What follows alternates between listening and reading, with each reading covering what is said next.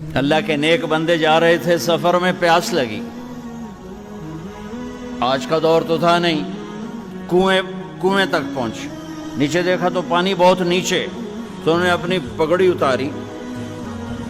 اور جوتے کو اس کے ساتھ باندھا اور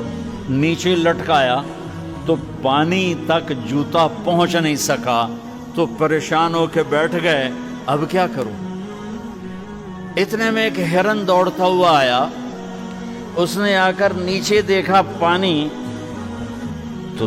ہرن تو وہاں جا نہیں سکتا، تو اس نے یوں اوپر دیکھا، اے پانی والے بے زبان ہوں پانی پلا، تو پانی ابلتا ہوا اوپر اٹھا اور منڈیر کے آ کے برابر لگ گیا۔ ہرن نے پانی پیا، ہرن کی طفیل اس انسان نے پیا، ہرن پیچھے مڑا، پانی نیچے گیا، تو اس کے منہ سے بے ساختہ نکلا کہ میں انسان،